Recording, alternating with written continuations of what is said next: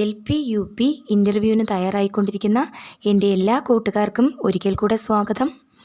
ഇതുവരെയുള്ള കുഞ്ഞു കുഞ്ഞു ക്ലാസ്സുകൾ ഒത്തിരിയായി. അപ്പോൾ അത് ഇൻ്റർവ്യൂവിന് പോയവർക്ക് ഏറെ പ്രയോജനകരമാണെന്നറിഞ്ഞതിൽ കമൻറ്റ് സെക്ഷനിൽ അങ്ങനെ ഒരു വാർത്ത കണ്ടതിൽ ഏറെ സന്തോഷം തോന്നുന്നു. അതുപോലെയുള്ള ഇൻ്റർവ്യൂ ബോർഡ് ചോദിച്ചു കഴിഞ്ഞ ചെറിയ കുറച്ച് ടോപ്പിക്കുകളിലോട്ട് പോകാം. എന്താണ് കേസ് സ്റ്റഡി അഥവാ ഏകവ്യക്തി പഠനം? ചിലപ്പോൾ ഇങ്ങനെ തന്നെ ഒരു ക്വസ്റ്റ്യൻ ചോദിക്കില്ല. ചിലപ്പോൾ നമ്മളോട് ചോദിക്കും, പ്രൈമറി ക്ലാസ്സിലെ അധ്യാപകരായ നമുക്ക് ക്ലാസ്സിൽ ഒരുപക്ഷെ മിടുക്കനായിരുന്ന ഒരു കുട്ടിയാകാം, പെട്ടെന്ന് അവനിൽ ചില മാറ്റങ്ങൾ സംഭവിക്കുന്നു. അല്ലെങ്കിൽ എന്താണ്, കുറച്ച് നാളായി പഠനത്തിൽ തീരെ ശ്രദ്ധിക്കുന്നില്ല, പഠനത്തിൽ അവൻ പുറകോട്ടായി ആകുന്നു. പിന്നെ അതുപോലെ തന്നെ ചില സാഹചര്യങ്ങളിൽ കുട്ടി സമയത്തിന് ക്ലാസ്സിന് എത്തുന്നില്ല, ചില സമയത്തൊക്കെ ഒറ്റയ്ക്കിരിക്കുന്ന പ്രവണത കാണിക്കുന്നു, മറ്റുള്ള കുട്ടികളുമായിട്ടൊന്നും അവനൊരു സഹകരണവും കാണിക്കുന്നില്ല. അങ്ങനെ ഒരു കുട്ടി നിങ്ങളുടെ ക്ലാസ്സിലുണ്ടെങ്കിൽ നമുക്ക് അവൻ്റെ പ്രശ്നത്തെ എങ്ങനെ പരിഹരിക്കാം എന്ന രീതിയിലായിരിക്കും ഇൻ്റർവ്യൂ ചോദ്യം ചോദിക്കുന്നത്. ആദ്യം കേസ് സ്റ്റഡി എന്താണെന്ന് നോക്കാം. സാധാരണമല്ലാത്ത മാനസിക പ്രശ്നങ്ങൾ നേരിടുന്ന ഒരു വ്യക്തിയെക്കുറിച്ച് അല്ലെങ്കിൽ ഒരു കുട്ടിയെക്കുറിച്ച് ആഴത്തിലും പൂർണ്ണവുമായുള്ള പ്രശ്നപരിഹാരത്തിന് നടത്തുന്ന പഠനമാണ് കേസ് സ്റ്റഡി അഥവാ ഏകവ്യക്തി പഠനം. അത്തരത്തിൽ അസാധാരണനായി പെരുമാറുന്നവനും അംഗീകൃത രീതിക്ക് വ്യത്യസ്തനായി നിലകൊള്ളുന്നതുമായ ആ കുട്ടിയെ അല്ലെങ്കിൽ ആ വ്യക്തിയെ നമുക്ക് കേസ് എന്ന് പറയാം.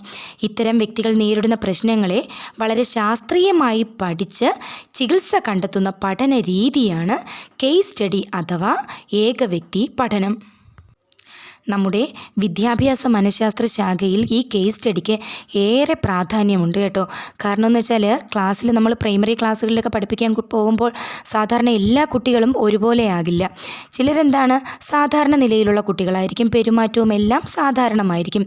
എന്നാൽ അസാധാരണമായി പെരുമാറുന്ന ചില കുട്ടികളുണ്ട്. നേരത്തെ പറഞ്ഞതുപോലെ തന്നെ ഒരുപക്ഷെ അവൻ ക്ലാസ്സിൽ വരുന്ന സമയത്ത് എങ്ങനെയായിരിക്കാം, മികച്ച ഒരു കുട്ടിയായിരിക്കാം, സാധാരണ രീതിയിൽ പെരുമാറുന്നവനായിരിക്കാം.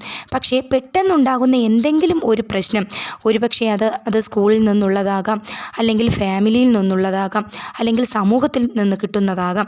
ഇതൊക്കെ കൊണ്ട് തന്നെ അവൻ്റെ സ്വഭാവത്തിൽ ചില വൈരുദ്ധ്യങ്ങൾ അല്ലെങ്കിൽ സ്വഭാവത്തിൽ ചില മാറ്റങ്ങൾ കാണുന്നു.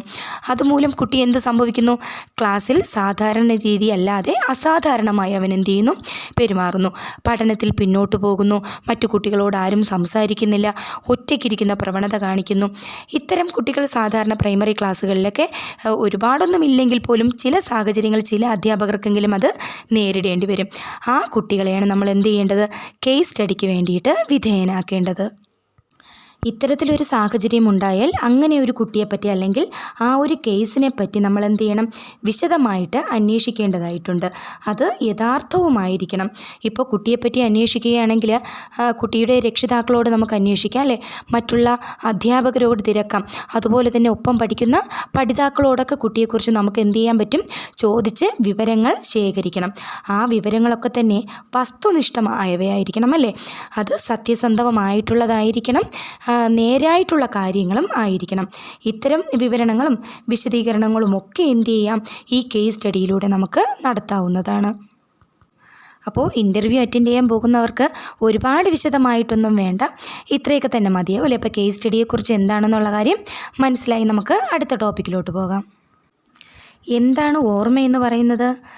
നാം നമ്മുടെ ചുറ്റുപാടുകളോട് പ്രതികരിക്കുമ്പോഴോ ഇടകലരുമ്പോഴോ ലഭിക്കുന്ന അനുഭവങ്ങളെ ശേഖരിച്ചു വയ്ക്കാനും ആവശ്യമുള്ളപ്പോൾ അവയെ പുറത്തേക്ക് കൊണ്ടുവരാനുള്ള മനസ്സിൻ്റെ കഴിവാണ് ഓർമ്മയെന്ന് പറയുന്നത്.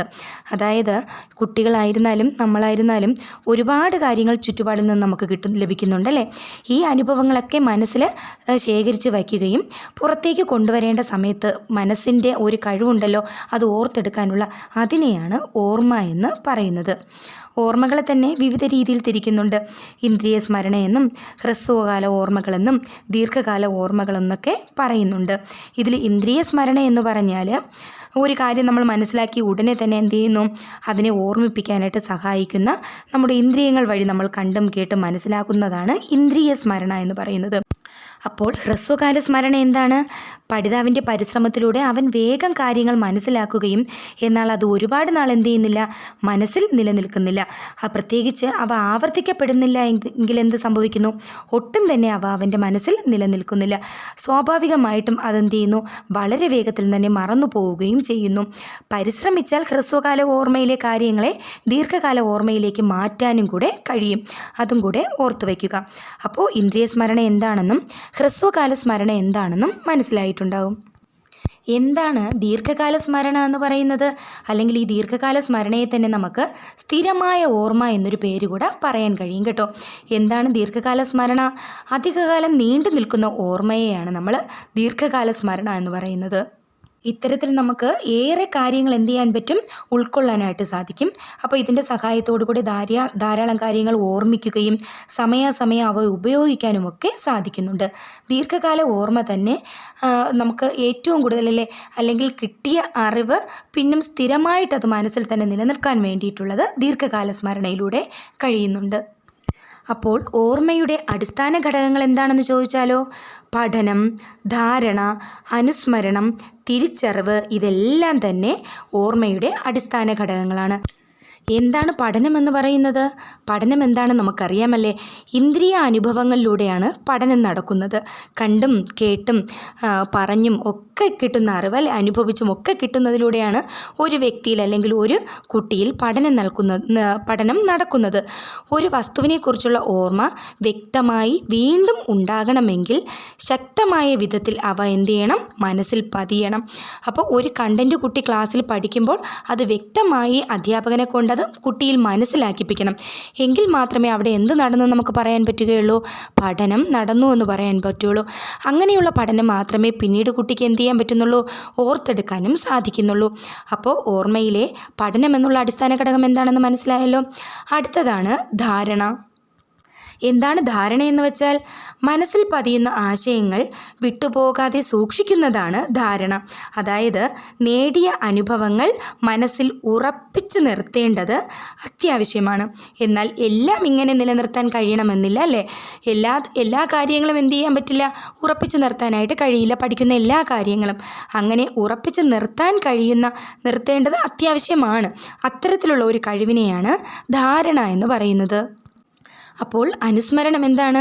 ഉൾക്കൊള്ളുന്ന ആശയങ്ങൾ തിരികെ ബോധമണ്ഡലത്തിൽ കൊണ്ടുവരുന്ന പ്രക്രിയയാണ് അനുസ്മരണം എന്ന് പറയുന്നത്.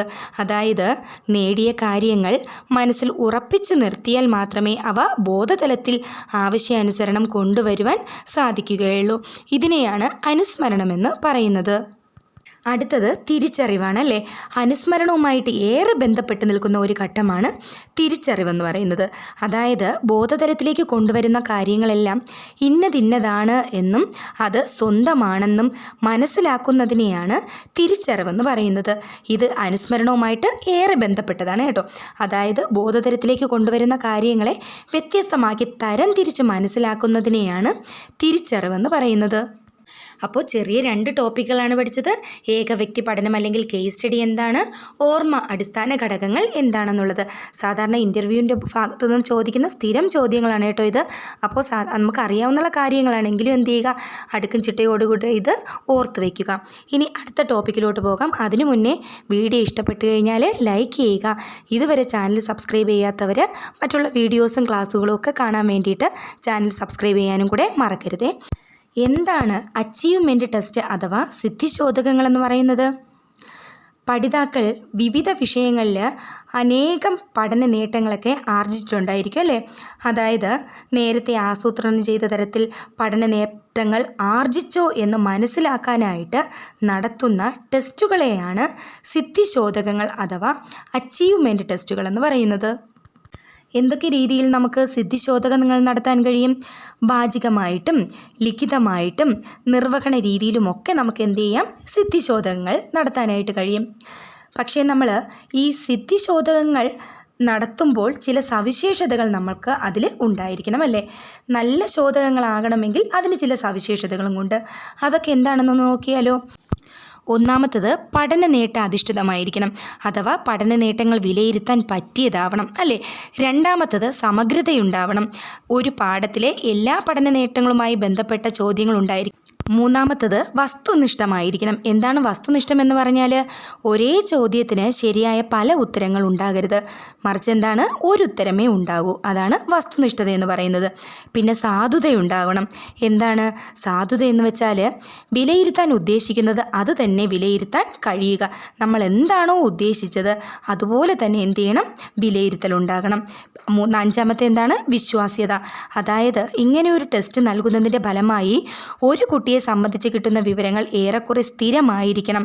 ആ ഗുണമാണ് വിശ്വാസ്യത എന്ന് പറയുന്നത്. അതായത് ഒരു പഠിതാവിനെ സംബന്ധിച്ച് അവൻ നേടുന്ന അറിവ് അല്ലേ, അതിനെക്കുറിച്ച് നമുക്ക് കിട്ടുന്ന ധാരണയിൽ ഏറെക്കുറെയെങ്കിലും ഒരു സ്ഥിരത ഉണ്ടായിരിക്കണം, അതാണ് വിശ്വാസ്യത.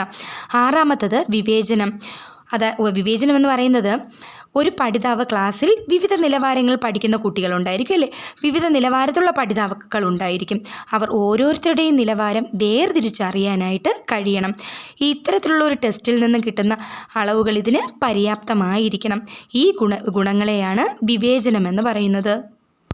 അപ്പോൾ ഏകവ്യക്തി പഠനം എന്താണ്, ഓർമ്മ, അടിസ്ഥാന ഘടകങ്ങൾ എന്താണ്, പ്രൈമറി ക്ലാസ്സിൽ സിദ്ധിശോധകങ്ങൾ എങ്ങനെയായിരിക്കണം എന്നുള്ള കാര്യങ്ങളൊക്കെ നമ്മൾ പഠിച്ചു കഴിഞ്ഞല്ലേ.